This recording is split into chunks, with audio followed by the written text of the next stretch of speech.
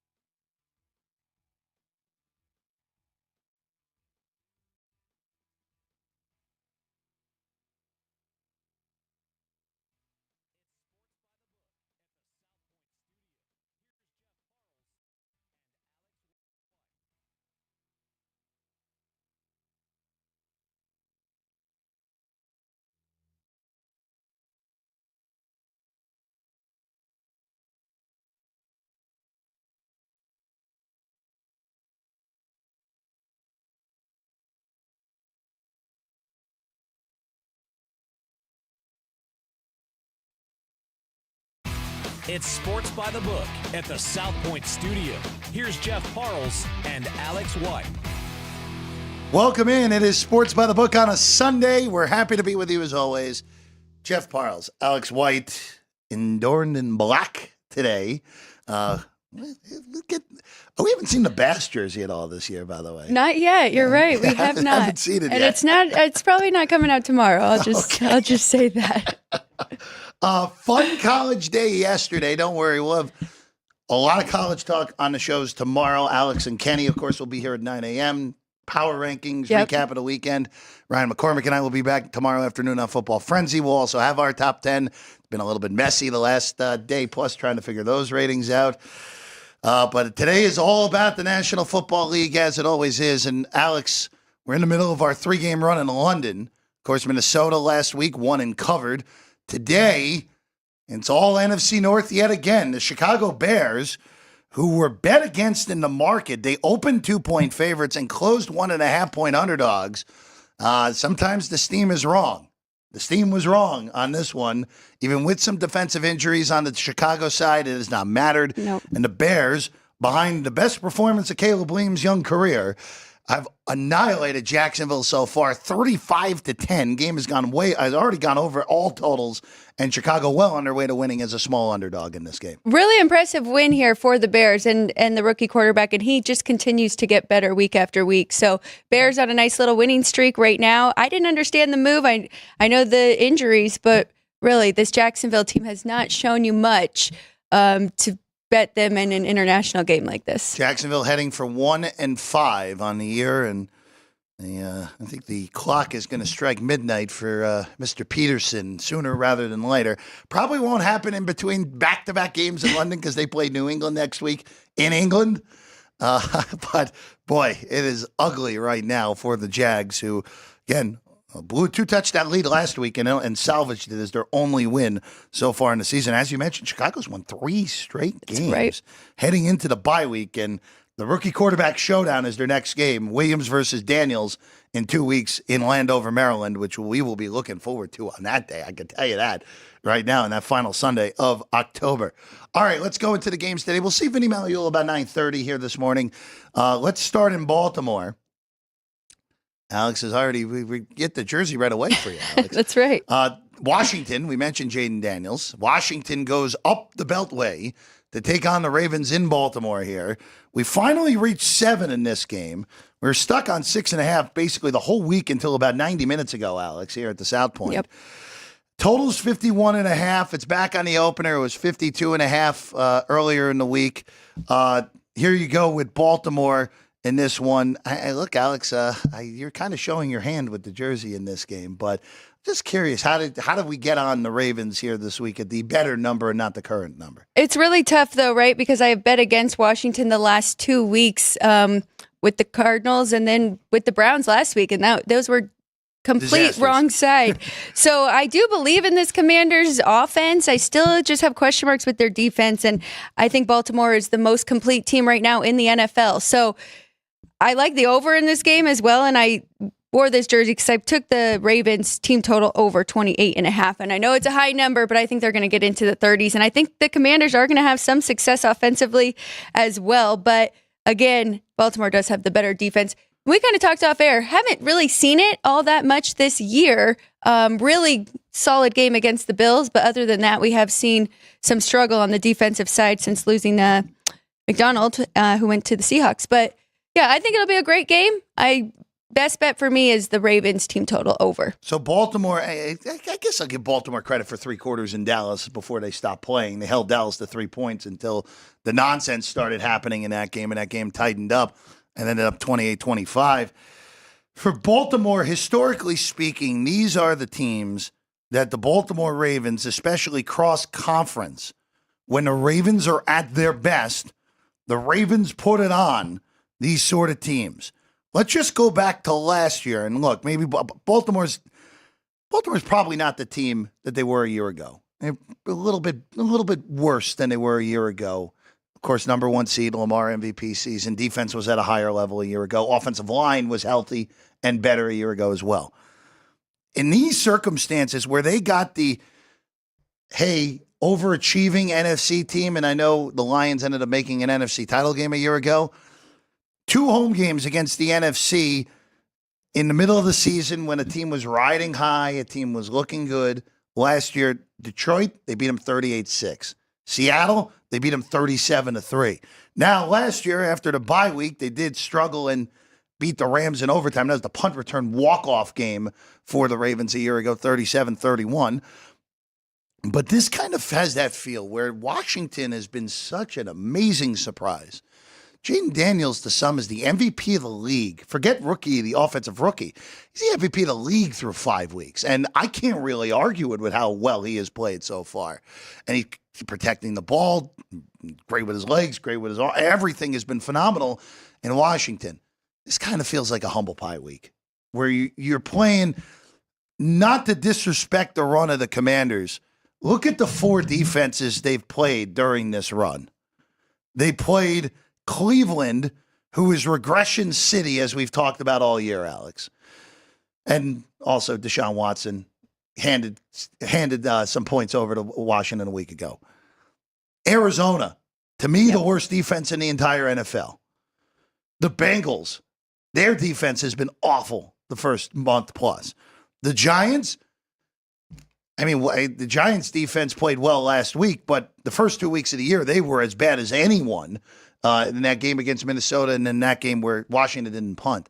This is a different class, this game for Washington.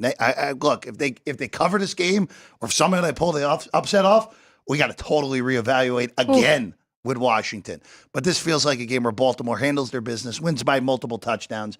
Lamar looks great, and we're talking about, all right, this Raven team, that 0-2 start, aberration. They're the team we've seen rack off 4 straight wins, which is what they're going for here today. I am glad you brought up that point against the Ravens against NFC. And a lot has to do with Lamar Jackson, right? Mm-hmm. And he's just a different type of quarterback. And these two have not seen each other since 2020. So it will be tough for Washington. But, you got to give props to the coaching staff and what they have done and how much they have changed this Commanders team. Yep. But it'll be interesting. 2 really good dual threat quarterbacks. The reigning MVP and now the rookie of the year or MVP, whatever you want to consider Daniels right now. Yeah, I'll still go over offensive rookie. Yeah. One of these veteran quarterbacks is going to end up running away with the MVP. It's just a matter of who it ends up being when it's all said and done. Fascinating game. I'm really looking forward to that one right out of the chute here at 1 o'clock Eastern time, 10 p.m. Pacific, or 10 a.m. Pacific, I should say. Let's go to Green Bay next. The Packers host the Arizona Cardinals. From 4.5 to 5.5 on this game. Green Bay, I'll say this with the Packers. You look at last week, Jordan Love throws just an absolutely horrendous pick 6 in that first half. And the Rams are ahead at halftime, and you're thinking, oh boy, here we go again. The Packers are staring 0-3 with Jordan Love in the face and 2-0 with Malik Willis. What is that conversation? What is the psyche of Jordan Love going to be if that ends up happening? And to Jordan Love's credit, he and the Packers came out and played their best quarter of the season in the third quarter, a 14-0 quarter. Yes, Rams got it back to 5, had a chance to win the game late, but Green Bay got the stop. Just from a psyche perspective, I thought that win was so big for Green Bay. To go on the road, your quarterback, you're young. Again, I know he's the second highest paid quarterback in the league now, but your young quarterback, still only in his second year of starting, snowball could go down the hill fast, real quick, the wrong way, if you lose that game. Now you get Arizona, who's coming off the shocking win in San Francisco, Alex. Even with a shutout from their defense in the second half, I still think their defense is terrible. I feel like this is a great spot to just go. This is more of a let's go against Arizona than bet on Green Bay scenario here. I still feel comfortable even at the worst of the number. Don't lay 6. You got to go short of 6. But short of 6, I think you're good with Green Bay to win this game, cover this game, and win their second consecutive game and get the 4-2 on the year. It is interesting because going into this year, we talked a lot about Jordan Love. Which Jordan Love are we going to get, the first half of last year or the second half of last year? And unfortunately for him, he did have that injury. Mm-hmm. So it's kind of set him back. But I agree with you. I think we're starting to get him more at 100%.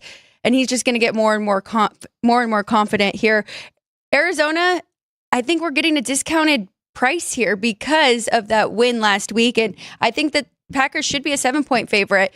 Arizona has the 28th worst rush defense, 17th worst pass defense. So I think the Packers are going to be just fine here. I didn't do anything side or total. Tried to get a little creative, though. I did jump in on Josh Jacobs over 66.5 rushing yards for me in this one. But I'm with you. If I were to bet this, it would definitely be the favorite here. Yeah, I'll just say this from Arizona's perspective, where you're in a scenario now where you're always going to be hard out with this team. Just the way it's been, they've were competitive week 1 with Buffalo. They beat the snot out of the Rams in week 2. Really, the only game where they have not been competitive was the game against Washington, because they even played Detroit within a touchdown. They beat San Francisco, obviously. But this just feels like such a good spot to go against them here today. And you know what? If they cover, you know what? Then so be it here with the Packers and the Cardinals. All right, let's go to New England next. Welcome to the NFL, Drake May. NFL's first career start for the North Carolina product. From 7 to 6.5 on this game. Total's gone up 0.5 point. No Nico Collins, as we know, for Houston. He is on IR. We won't see him for a month now, which is a huge shame for C.J. Stroud and company on that offensive side of the ball. But the good news here today is that Joe Mixon is in. So you get Mixon back, who hasn't played since week 2. And even without your number 1 wide receiver, of course, Stephon Diggs is in, and also Tank Dell is also going to play today as well. I've really been looking for reasons to bet New England without Collins in there, but I just can't get there. Houston is the number 1 success rate in rushing the passer and sack rate so far this year. With all those offensive line injuries, too, for New England, David Andrews' season's done. They're all-world center. It is just a brutal spot to throw the rookie into here, Alex. I'd actually look at betting. I don't love a total in the 30s with Houston, but this would be a look to the under in this game. I just don't know how New England's going to be able to move the ball with those offensive line issues, a rookie making his first start. And on the flip side, Houston without their best weapon, you got to downgrade that offense, even with getting Mixon back this week. I'm with you with the under as well. I actually went ahead and bet the first half under 19.5. So we'll see how that goes. But New England's defense has been good, held teams to just 19 points per game at home. And then they're averaging just 12.4. No offensive line. I don't think Drake May can be any worse. He does give them a different aspect. He can run the ball as well. But I love the fact that Mixon is back. The Texans, my dad and I have been talking about the ATS with teams that are run heavy compared to pass heavy, and the Texans fall under that pass heavy, so they've not been covering the spread great. That'll give them a whole new dynamic offensively. So I do like the Texans in this one. I'm just really trying to stay away from favorites. I don't want to lay those big numbers, and it's funny we say 6.5 is a big number, but in the NFL, a lot has happened. So I do like the under first half for me in this one. I like that angle too. What you have the team totals in front of you, right? I do. What do you got in New England? Patriots 14.5. Yeah. See, now this is. So we talked about this. It just stands out to me because it's a rookie quarterbacks. But when we talked about Bo Nix and the Broncos against the high-end defense of the Jets, and it's like 13.5, 14.5. That's too low. They only got to 10. Again, you don't think and one. Yeah, well, which is crazy. That's a different discussion for a different time. But again, talking about just the rookie, this Houston defense, I don't think they're great, but they do a lot of things very well. And it kind of flown under the radar because whenever you think Houston, it's C.J. Stroud and that elite offense. And that defense has to start getting a little bit of credit. I think you are still safe there at 14.5 to go under on New England. I just don't see it. I get they want to see him. I get it. I know Jacoby Brissett has been brutally mediocre so far, but this is just a vicious spot to throw a rookie into. I know it's a home game. I know you have London next week, but I just don't like this. I just don't like this at all for putting Drake May throwing his feet to the fire right away against this pass rush in particular, Alex. Just don't like it at all. No, I completely agree, especially with the O-line problems that they have had, and we've seen that with Brissett. So now you're putting your rookie quarterback in that situation. So I'm with you. I don't love it, but got to get him out there eventually, I guess. And the success that we're seeing and in these rookie quarterbacks this year and how they are progressing week after week, I can kind of understand it from that standpoint, just wanting to get him some time. Let's go to New Orleans next, Alex. Spencer Rattler in, their Carr out. As we know, Carr dealing with that side injury that's going to keep him out at least another 2 weeks. So we're going to get a good look at the South Carolina and Oklahoma product, who at one point was a projected number 1 overall pick in the NFL draft, fell down the draft board with not great performances at Oklahoma. I thought played very well at South Carolina last year in getting that team to a bowl game. I'm not surprised that they're going with Rattler over Haener. I think Jake Haener, who was the backup last week, we saw him come in after Carr got hurt. Haener's very limited, very, very limited at the NFL level. Rattler, look, I don't know what he's going to be. It wouldn't shock me if Spencer Rattler end up being a reasonable NFL quarterback, whether it be a high-end backup or a bottom quarter starter at some point in his career. Bad spot, though, going against Tampa off the mini-bye and off of that just ridiculous loss they took at the hands of Atlanta last week. Tampa's been in New Orleans a whole week because of the hurricane, Hurricane Milton that went through Tampa this week. Alex, 6-point move from 2.5 New Orleans to 3.5 Tampa. Is that enough or is that too much in this spot? I would say that's a little too aggressive here. Okay. I mean, you're kind of saying that Derek Carr is worth that much to the line, but I mean, there are some other factors that have to go into this as well, but I can't do anything here because we talk about Todd Bowles and his defense and him against rookie quarterbacks, right? And he does have the numbers to show it. They're 11-6 against rookies. So I'm concerned for Rattler in this spot against Tampa Bay, and I think they'll be ready to go. No Rachaad White for Tampa Bay. So Bucky Irving will get a lot of carries there. But the Saints are one of the run-heavy teams, have been very good, and we've seen that with Alvin Kamara all year long. So I'm sure they will lean on their run offense as well. So the total, it's tempting, but I've already got burned going under in Saints games. So nothing for me in this one. I would be very careful betting this game today because Rattler is a complete and utter unknown. And I agree with you that this should not be a 6-point move because what Derek Carr is at this point in his career. I don't know if he's 6 points better than any backup that is currently number 2 on depth charts anywhere in the NFL. Well, I don't know if really any starting quarterbacks are worth 6 points to the line now. We're going to open that can of worms now, aren't we? I mean, that's okay. A big number. So I'm gonna let that sit on the vine for a second because that's gonna be a question for Vinny when he comes in a few minutes. But at least for right now, I don't see 6-point difference here. Now, I quibble with the opening number in this game, though, with a healthy Carr. That's the only thing where I'm hesitating here. I thought that should have been New Orleans 1, not New Orleans 2.5.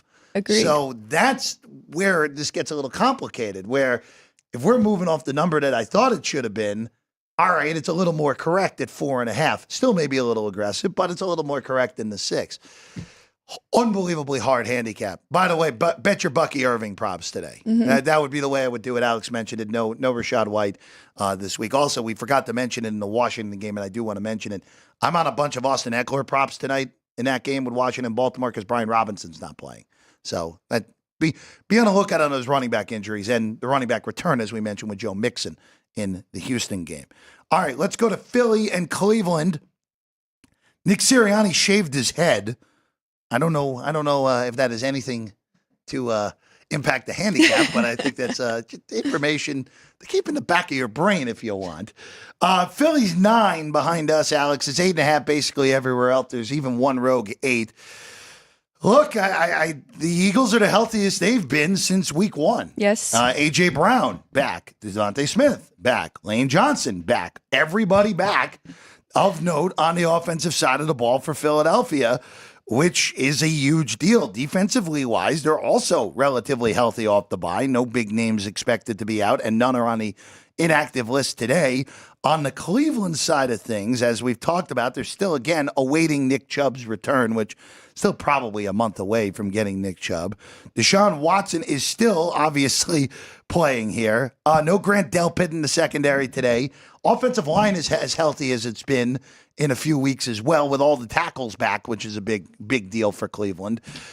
I don't know what to do with this because as long as Deshaun Watson is playing, I don't know how you can justify betting Cleveland, but how can you lay 9 even with everyone back with the way the Eagles look? They were without all three of those dudes last game out in Tampa, but they just look like they didn't even want to be there 2 weeks ago, the week before the bye, and they look like a team, and they have all year. They look like a team that doesn't respect their head coach. It is tough, and that was definitely a no-show for Philly in the last game, the last time we saw them. But I found an 8.5. I teased it down with another one, so I got under that 3 number. I have Eagles minus 2.5. I think this is a great spot for Philly. Coming off that bye, like you said, they're the healthiest that they have been. My number is also higher than this 42, so I was very tempted to take the over. I just don't know how many points we're going to get from Cleveland. I do think those tackles help them a lot. That O-line has just been a mess, and Deshaun Watson has had no time at all. But back to the Phillies. I mean, the Browns are giving up 5 yards per rush. They're going to have their hands full with Saquon Barkley, who has been fantastic for this Eagles team. He's one of the few that looks like he does want to be there and playing hard every single game. But Eagles, if you can get it under that 2.5 still, I think this is a great teaser leg. Was looking at the Eagles team total too, but it's a little too high for my liking. 26.5 here. It's for Philadelphia. And look, for Cleveland, obviously, look, your season's on the brink already. If you lose this game, you're 1-5. You're in arguably the toughest division. Not arguably, you're in the toughest division in the AFC with the way everything's broken down. I know Cincinnati's sitting with only 1 win so far, but the Bengals are as good of a 1-4 team as you're ever going to see. And the Ravens have stabilized. The Steelers are overachieving like the Steelers always do. You're basically done at 1-5. For Philadelphia, though, the NFC East is perennially winnable still. As great as Washington's looked, it's still a team with a rookie quarterback and a team that was one of the worst in the NFL a year ago. The Cowboys, even though they're 3-2, I think the Cowboys are terrible. That will be another conversation later in the show, Alex. But the Cowboys should really be 1-4 right now. The Giants really punted that game away. And if you're Pittsburgh, you have them 4th and goal at the 6. You're supposed to win that game at that point. So Dallas, I think, is a very fortunate 3-2. And for the Eagles, where it's felt like everything that can go wrong has gone wrong in the first month, and you're sitting there still at 2-2, you're still in great shape to potentially win this NFC East. You got to handle these games that are the easier games on the schedule. And next week, they get a game in the Meadowlands against the Giants. That will fall under this category as well. Great points. And this is a team that looking at the roster, they are a very high power rated team, yep. Philadelphia Eagles. So, yeah, this is a game they definitely have to have. Let's go to Tennessee next. Will Levis. Okay, he's starting. I don't know if that's the right football decision from the Titans, but he hurt himself in Miami. The best their offense has looked all year was with Mason Rudolph, but Levis is healthy enough and he'll start today. The surprise in this game is we all thought Anthony Richardson was going to be ready to go based off the way that he looked at practice, the way everything went. And no, that's not the case. Anthony Richardson is the 3rd quarterback. He's technically inactive today and can only go in if Joe Flacco, who is the starting quarterback yet again for the Indianapolis Colts for the 2nd consecutive week, and their acting backup here today, who is Sam Ehlinger, the Texas product. The only way Richardson can go in is if both of those guys are unable to return with injury. So very, very weird handling of the second-year man out of Florida by Indy. It's Tennessee 2.5, 42.5 the total, Alex. All I'll say is I would be more inclined to bet Indianapolis right now with Flacco against Levis than I would be with Richardson against Levis here today. 100%. I'm already on the Titans, though. I laid the 2.5. I did think Anthony Richardson was going, who has been kind of similar to Will Levis, where you don't really know what you're going to get and putting the ball in danger. But, I mean, really it came down to the defenses, and I trust Tennessee's defense more than I trust the Colts. The Colts, 20% of opponents' drives are resulting in touchdowns. They are one of the worst right now. Tennessee, one of the top. Just 14% of opponent drives resulting in touchdowns, 15th in points per game. Colts are 24th in points per game, and there's also a little revenge factor. Colts did win both games last year, so I like the Titans in this spot. They're just 1-3. If they get this win, same record as the Colts, and the Colts 0-2 against the spread on the road this year. Indy last week depended on your number, right? Last week, yes, it early did. Numbers, Jacksonville came home. I think late. the best is a tie, though, right? There were some 3.5. 3.5s? Okay. Some 3.5s by the time that game came off. So, yeah, well, remember last week, I told Vinny that would be great for the better if it landed 3, and Vinny was shooting daggers through his eyes into my brain. That's right. On that. But, for Indy, I'll just say this with the Colts. Colts are in a very weird position with Anthony Richardson, where the defense is terrible. Jonathan Taylor, by the way, not playing for the second consecutive week, Right. For Indianapolis. They're in a weird spot where I don't think they're close enough to win, which doesn't really justify like putting Richardson on the bench for an extended period of time without injury. But even though they lost last week, that offense is so much more efficient with Flacco in there. They're in a weird spot. Look, if Richardson's not 100% healthy, I get it. Don't send him out there, especially since he has an injury history. We already saw that last year. We only played 3 games. Just a weird way to have to handle this with the young quarterback. And again, remember, Anthony Richardson's barely played football. Like only played 6 games in college. Like talk about a dude who's played less than 15 games in 3.5 years. He's very, very, very raw. So, again, not playing today. Flacco is the guy. Titans, Alex Later with hoping to get Richardson a little more squeamish now with Flacco getting the start for Indianapolis. All right, we'll take a quick break because we've rolled through the 10 a.m. Pacific games.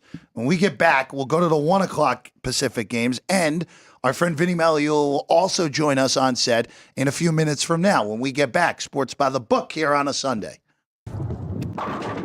South Point Casino has plenty of attractions for the whole family. Catch a movie.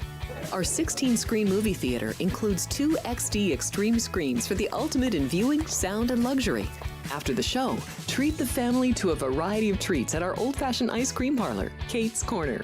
We scoop up a variety of creamy concoctions, including smoothies, hand-dipped cones, milkshakes, malts, sodas, and sundaes. At Kate's, there's something for everyone.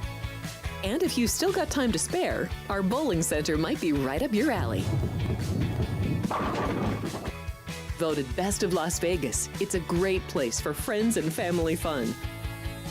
64 lanes, a pro shop, snack bar, and arcade. And while the kids are bowling, you can play slots and sip on a drink in the Alley Cat Lounge while overlooking the lanes. For our more serious and professional bowlers, the South Point is also home to a separate tournament bowling plaza.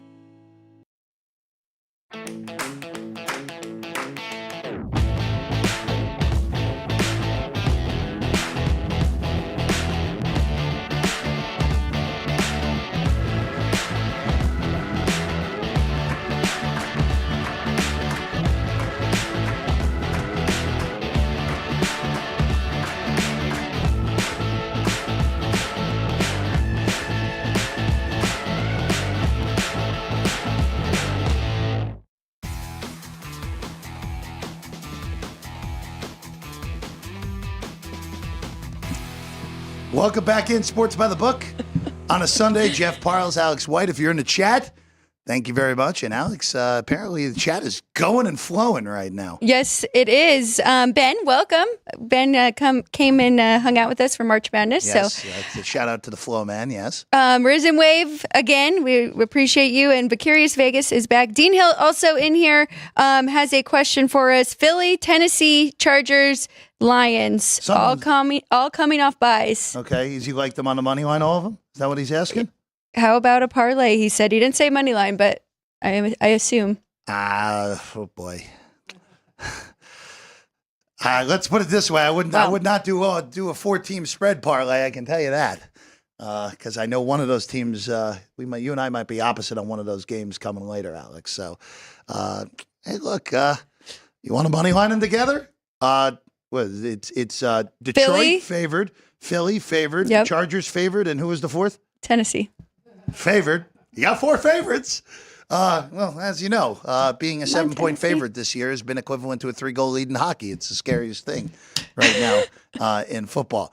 Joining us right now, the always well-dressed, our good friend, Vinny Magliulo, with us right now. Jeff, Alex, staff, the crew's behind the glass. Who's it by? Ann, It's Family Matters Drew, back there Dog, today. you got to Yep. love it. The chat's going. Excellent. Got a great crowd this morning. Vinny, start off with yesterday's results. How was it for the book? Yeah. And how was the atmosphere here? Because Oh, boy. those games did not It's good. disappoint. No, they did not. Real and good. if you no lead was certain by any means. A lot of shifting too in the last 5 minutes of those games. Right. I mean, it was exciting, and it was a good. Listen, we had some good results. We had a mixed bag. So, House won some games. Public won some games as well, and so that's what makes for good action, good business. The juice is working for us, and as you can see, that the results bear out today with everybody participating and participating early. Yeah. Yep. I have to imagine with the two, first off, the 2 premium late games delivered Yeah. in a gigantic way. Ohio State, Oregon was as good as you could have hoped. Oregon squeaks out a 1-point win. Right. And LSU comes from behind, an epic drive engineered by Nussmeier at the end of regulation. They win on the first play of overtime after Ole Miss kicks a field goal. So I would imagine, though, that both of those dogs winning outright was not the worst of results, right, Vinny? No, it wasn't. I mean, again, there was some there was play on both sides. I mean, overall. So I'm happy to say that and for Ann's benefit, 2-way action overall, and which I know makes your day. She's a bookmaker at heart. Let's face it.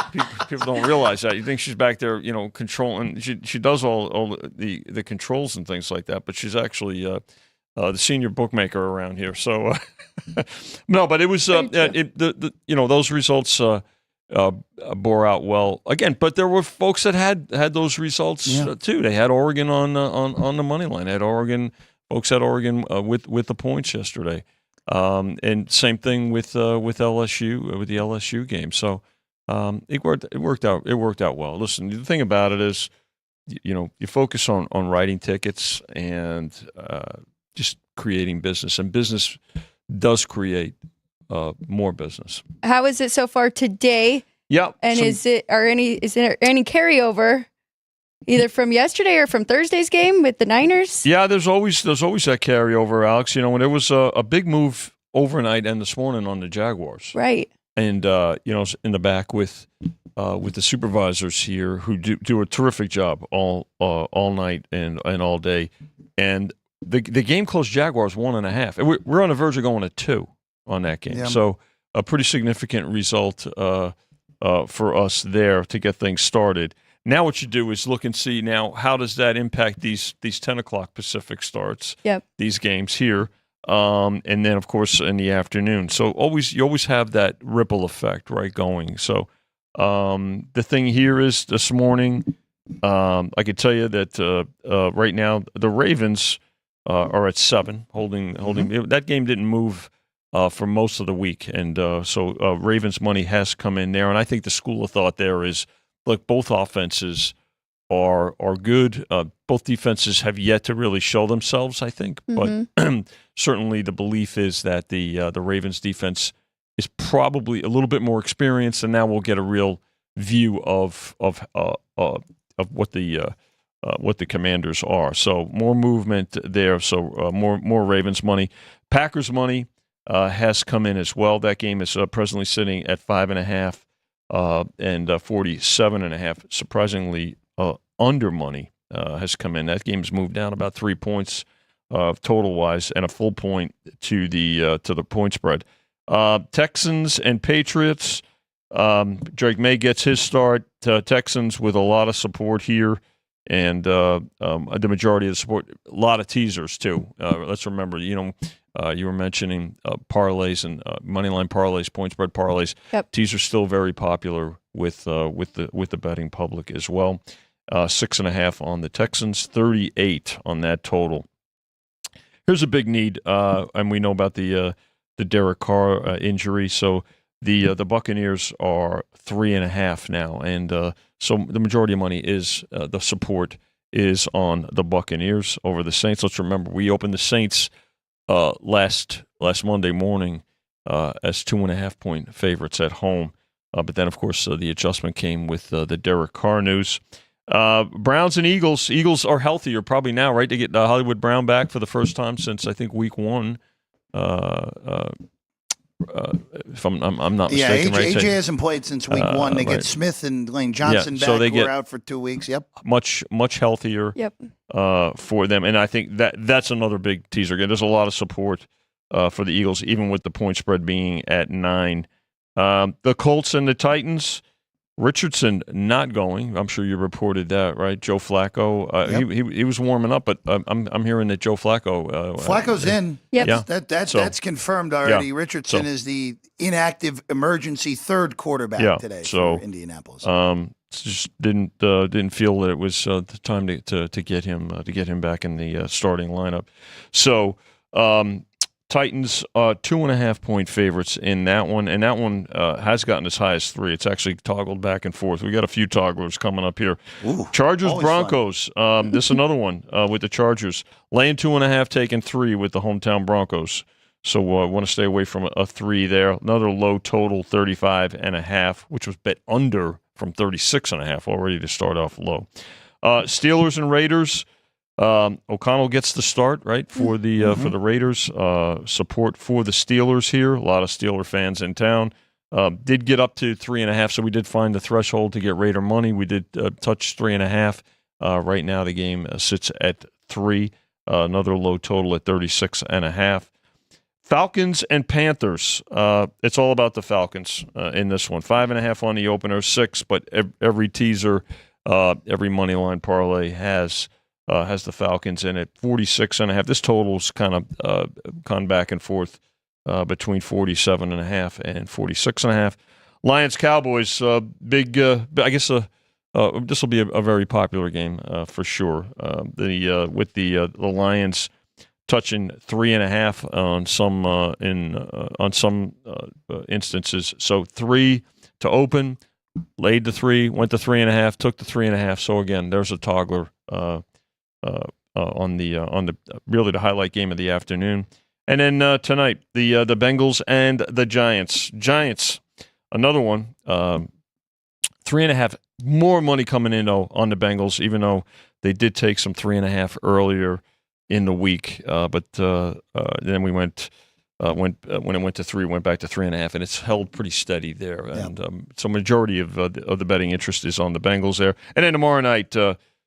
Bills did get as high as 2.5 and now sit at 2 and 41. But the last 2 games, as I mentioned, will have the most carryover. So tonight's game between the Bengals and the Giants, and then tomorrow night's game between the Bills and the Jets. Both games at MetLife, buddy. So what do you just kind of camp out in the parking lot? Look, Vinny. I mean, we talked about this on Friday. I mean, the starting today. I mean, you are looking at 2 just epic days for our friends in New York, which is. Yeah. Been a long time since we've been able to say that, with both teams in their respective league championship series in baseball, which I'll ask you in a second. What's going on in those now that we know the Final Four. Both Giants and Jets playing primetime games, both underdogs, and I think both live underdogs at that in their 2 games. A heck of a time to be in New York. It's been a while for that. Been fun. But so I will ask you now. Yeah. So we know the Final Four. Cleveland, thanks to a Lane Thomas grand slam off of Tariq Skubal yesterday. They solved Skubal, didn't they? Shocking development there. Cleveland comes from behind, beats Skubal. They move on to play the Yankees in the playoffs for the second time in 3 years. So we have a price on that. And, of course, game 1 tonight in L.A., Kodai Senga against Jack Flaherty, your pitching matchup for the Mets and the Dodgers. 2 very similar series prices, right? So about $1.70, $75. There's even 85s out there on the Dodgers, and I think when you look at the series, Dodgers, Mets, it may surprise some folks. Maybe their starting rotation is a bit of an advantage for them, given that they can actually set it up. but the Dodger bullpen, I think the bullpen favors the Dodgers a bit.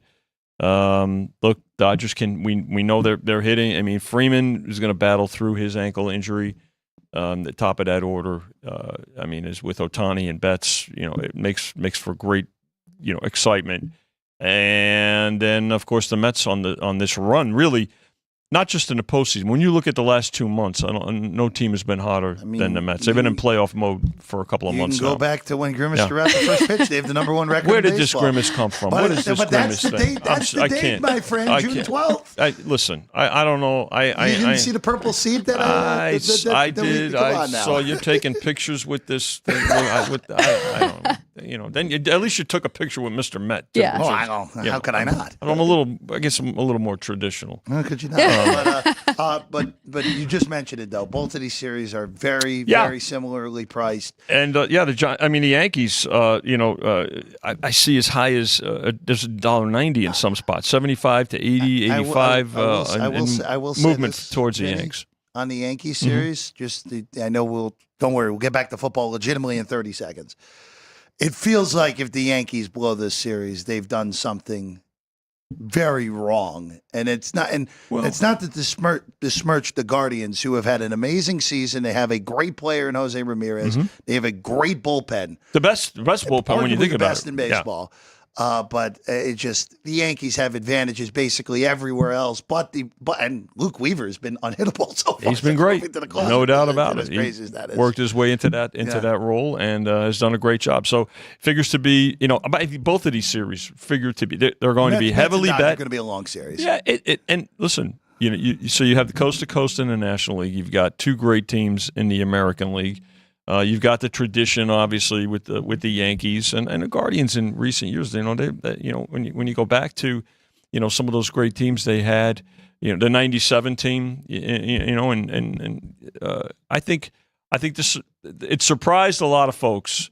This was supposed to be a transition year, I think, for both the Mets and the Guardians, and here they are playing 100%. both respective pennants. Both there. So, in the games, game-wise.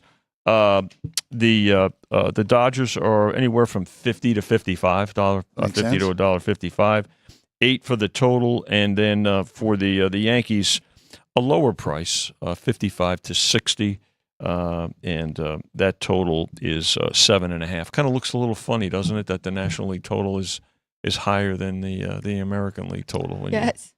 Traditionalists out there, but it'll be a lot of good business. Today for football, but also baseball too. Vinny, we'll let you go back to work. I'm going back to the counter. Absolutely. Vinny Magliulo, everyone. All right, Alex, let's go back to these later NFL games starting in Denver. 105 Pacific, 205 local at Mile High. The Broncos riding high. 3 straight wins for the Denver Broncos. Look like arguably the worst team in the NFL through 2 weeks, and here they are. Hey, look, a legitimate shot to win 4 straight games and put yourself actually in pretty good playoff position through the first 6 weeks of the season.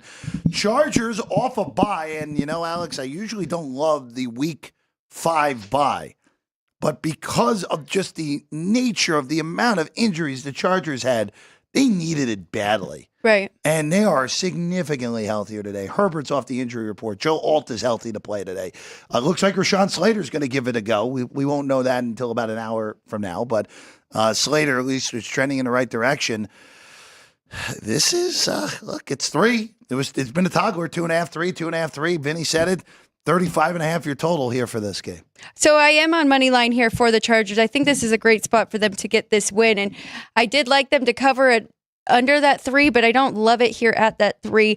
Denver does have a very good defense, and Bo Nix is improving, but really these wins have more to do with their defense, and the Chargers do as well. Denver, 12% of opponents' drives resulting in touchdowns. Chargers, just 14. The flip side, I like what Harbaugh's doing there. I like how he is leaning on the run. They are running the most out of any team in the league. We are missing somebody. J.K. Dobbins will go be their lead rusher today. But I like the Chargers in this spot. Like you mentioned, off a bye, getting healthy, and I like the way they're playing. Methodical, slow, run the ball. So I'm on the Chargers today. I feel like this should be a take of the 3 with the Broncos, but there's just and this is just a mental thing more so than anything. the Chargers have a real coach. Like, that's the biggest difference. Like, the Chargers, for basically my entire life, have had, look, I know Marty Schottenheimer is a very successful coach in the regular season, but we know his playoff history.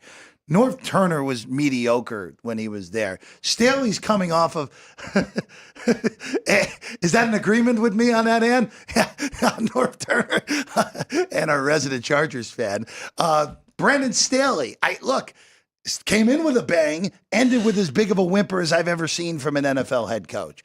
Jim Harbaugh's a great football coach. We know this. We know he's a great coach. And I have to get it through my mind that it's not the same old Chargers, at least from the coaching perspective.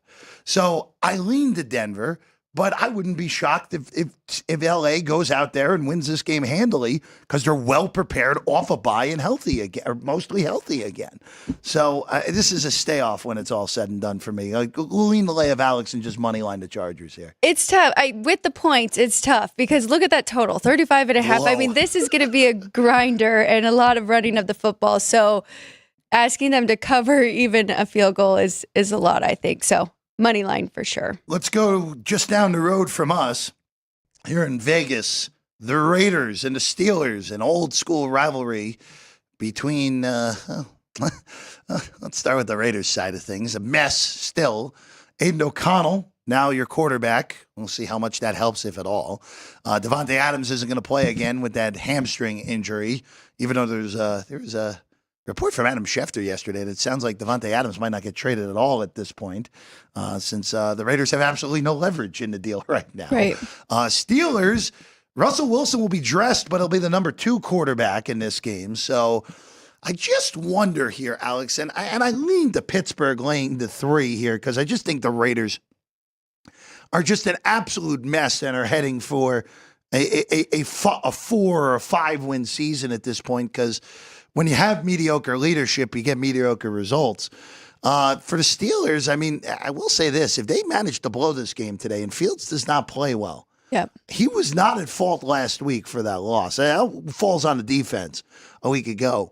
But if this is like a grinder game with that 36.5 total where we get like a 17-10 game where Vegas pulls out a surprising victory at home, I just wonder, with an elite defense and the Jets on deck and a Sunday night game, I don't think Mike Tomlin would be right on this, but I just wonder if Fields doesn't play well if we see Russell Wilson next week, and that is a layer to this game that I don't know if a lot of people are even acknowledging as a potential thing here today. That we'll see Russell Wilson? Not today. I don't think we'll see him today. I think the biggest thing is that if Fields doesn't play well, they could move to Wilson next week, which I think would be a huge mistake for what it's worth. I think Fields at this point is much better than what Russell Wilson brings to the table at this rate. Well, I think that's a favorite. I think most people are considering that and thinking that. I think a lot of people were thinking we would see Russell Wilson this week, and that might be more from his comments about he's getting healthier, he's almost ready to go, kind of trying to insinuate that he should be the starter, but Yeah, I do think we could good PR work. very good PR work, as we know that he is good at. But I think he could bring a different element to this offense that might kind of spark it because they seem like they're a little bit stuck right now, and that goes for the Raiders side as well. I do agree with this move. I don't like how AP does it and just pulls Minshew mid-game, and he's done that twice now, but taking a break, stepping away, and then starting Aiden O'Connell in this game, I think that could spark the offense here. Still have to check on Jacoby Myers because no Devontae Adams. Yeah. And if they don't have Jacoby Myers, that worries me as well because Aiden O'Connell won't have very many weapons. But do like Madison in this spot. I like him for rushing yards in here. But if I got 3.5, I would take it with the Raiders. I do think it'll be a grinder, and it'll come down to who scores last here. I'll just add this for Pittsburgh's defense, where look, they failed last week. That at the end of the game, they failed. Dallas went on a long drive. If you're a high-end defense, you should be able to get a stop in that scenario, and they didn't. And Dallas had multiple drives of 6.5 minutes or longer for touchdowns a week ago. I mean, if you just look at the box score, it's pretty ridiculous. Pittsburgh lost that game last week. I know they struggled yards per play-wise, but that's what I was just trying to check. Dallas had a field goal block. They turned it over multiple times. Just a game you cannot lose if you're Pittsburgh at home, no less. And here you go. This is, again, I don't think the Raiders are any good. I think they're one of the worst teams in the NFL. But this is, again, even with probably going to be a 70-30 split for Steeler fans in the building here in Vegas today. This is a weird spot. And Tomlin's teams, as we know, have been very strange on the West Coast through the years, even though they won here in Vegas a year ago. I will just say it's tough to put it on the defense because their offense, like you said, 4 yards per play last week against Dallas. So their offense doesn't put them in great positions, right? They shouldn't have been there at the end of the game. I don't know. It's tough. And I'm not saying it is all on Justin Fields. I'm just saying offense in general because their defense has been elite all year long. Yeah, again, if you're a high-end defense, you don't let Dallas go on a 7-minute march at the end of that game. That's really the bigger thing. And like I said, that's an offensive unit thing more so than anything with Fields. He gives them more things to do. They just aren't doing them right now. All right, let's go to Carolina. Oh, I almost skipped ahead to the game I really wanted to talk about, but we'll go to Carolina next. 6 in this one with Atlanta on the road off the mini bye. Panthers have, one good game against the Raiders, and since then they've regressed back into the hole pretty quickly of the NFL's worst in the last 2 games. 46.5, Alex. I just don't love laying this type of number on the road in the division. That's all I'll say. Just tread carefully if you like Atlanta here today. This is my teaser leg, of course. Why not? Why wouldn't it be the Falcons? Well, it's the Falcons. You're required to bet on them. I know that. That's right. And it's against the Panthers. What could go wrong? But as you mentioned, they have definitely regressed back to the mean. 29th in points per game at 16.6, and they are dead last in points allowed at 33. So this is a spot that Atlanta really needs to take advantage of and get another win on the board. Falcons, I can't understate how big these last 2 weeks have been for Atlanta, where you're losing in the last 20 seconds of both games to the 2 biggest competitors in your division, and you find a way to win both. Mm-hmm. How often do we say that about the Atlanta Falcons? And they're in great shape right now because they've gotten through a first month where Cousins was not particularly healthy. Their only 2 losses were by 1 scores in this game to Pittsburgh and that game to Kansas City. The Falcons are in great shape, which usually means that a thud is coming at some point. I'm not saying Carolina's going to win the game today, but again, if you like Atlanta, just be very careful of laying this many points in a divisional road game. Just be careful, even with how bad Carolina is. All right, the premium late afternoon game is in Dallas. The Cowboys welcome the Lions. Detroit, 3.5-point favorites, 52.5. Lions off a bye. Cowboys off that big win on Sunday night against Pittsburgh. I got to hear what you have to say on this game, Alex, because the eye test to me says that Detroit's going to run them out of the building, but I'm a little bit perplexed if we're just going off of some other games where Baltimore a few weeks ago in a desperation spot was a pick in Dallas. Baltimore's not 3.5 points better or 3.5 points worse than Detroit. I understand that Micah Parsons is not playing. I understand that DeMarcus Lawrence is not playing. I get that. I get it. But this feels a little aggressive for what it should be. I thought this should have came Detroit 2.5, and then it would have been okay. We'll lay the 2.5 with Detroit. Now at 3.5, I don't know. I don't think I can get there on that, Alex. I'm with you. I made the Lions a 1.5 favorite here on the road, so 3.5 going to Dallas. I do think is a lot too. This is a take on the number. I did take that 3.5 because of the hook. I don't love it, and I am nervous because we do have the Lions coming in off of a bye, but. Dallas, I think that win for them over Pittsburgh, kind of like you were talking about with the Packers, I think that could be very uplifting for them, and they could move forward with that. Plus, we still have CeeDee Lamb here, so I think their offense will still get going. Again, this is a huge game for Dallas, where again they've against the high, even with that win last week. I mean, New Orleans throttled them. Baltimore, even though that game was a 3-point game, that was Baltimore the whole way. The steps up in class, even with the win last week, have not gone well so far for Dallas this year. This is another step up in class here with Detroit looming here this afternoon. All right, the Sunday night, Giants, 3.5-point home dogs against the Cincinnati Bengals, 46 your total. Alex, I think the Giants are live here. Now, this Cincinnati team is a very bizarro team to cap because their offense, Joe Burrow's had his best 5-game stretch of his NFL career to begin the season. And they're 1-4 because that defense is laughably terrible. That defense cost them last week. And, well, you know what? Their defense cost them a little bit, but Zach Taylor cost them last week, pointing for that 52-yard field goal instead of trying to actually move the ball forward and make it a chip shot. Bad snap, bad hold. McPherson misses. Henry runs for 50 yards. Tucker makes the chippy. Cincinnati loses. I'll say this with the Giants. And again, Daniel Jones is a bottom-tier quarterback. They're without Malik Neighbors again. Right. Devin Singletary's a game-time decision with his hamstring. But last week, they looked very comfortable, even without their two best offensive skill position players. Tracy, the rookie, looked awesome at the running back position. It was a big week last week for the Giants wide receiving core, even without Malik Neighbors against the Seattle team that I think we're learning is really was a product of those mediocre opponents the first few weeks. Darius Slayton, of course, the name I was going for. I was going to say Shepard, but Shepard I know is on Tampa now. Caught a touchdown last week. Brian Dable's a good football coach. And I don't know why a lot of people keep forgetting this. This team was in the playoffs last year with basically no talent because of how good of a coach job Dable did that year. Not saying the Giants are a playoff team, not saying that at all. They're still probably a 7-win team at their ceiling. But for this game against an awful defense, you're giving me more than 3? I'll very happily take 3.5 with the Giants. And you know what? If Cincinnati's offense rolls it up and the Giants just can't keep up, all right, so be it. Then Joe Burrow did it again to me. I'm glad that you are that confident about the Giants because I did take the 3.5, but was concerned.